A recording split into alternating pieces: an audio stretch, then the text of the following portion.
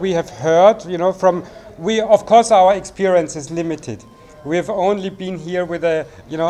for a short period of time, and we had limited travel across the country. But we hear from many people that they are strongly interested in having credible elections in some time to come, and they are interested also in hearing about international comparative experiences in that regard. আজকে আমরা 2 সপ্তাহ ধরে বাংলাদেশে আমরা বিভিন্ন stake holders উপজেলা level থেকে শুরু করে সচিবালয় এখানে ইলেকশন কমিশন সচিবালয়ে যে এক্সচেঞ্জ অফ আইডিয়াস হয়েছে সেটা সম্পর্কে আমাদেরকে ওনাদের ফিডব্যাক দিতে এসেছেন এবং ওনার শেষ কথাটাই শুনেছেন যে সব লেভেলেই একটাই কথা যে ওনারা কমিটমেন্ট আছে for free fair and credible election এবং এটাই ওনারা খুব সুন্দরভাবে আমাদেরকে বলেছেন যে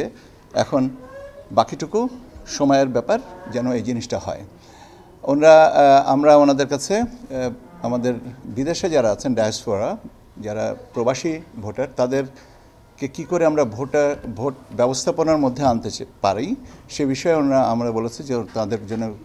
পরামর্শ বা যদি কোনো মডেল থাকে আমাদের কাছে শেয়ার করতে এবং ওনারা বলেছেন যে এটা ওনারা বিবেচনায় রাখবেন কারণ এটা একটা জটিল প্রক্রিয়া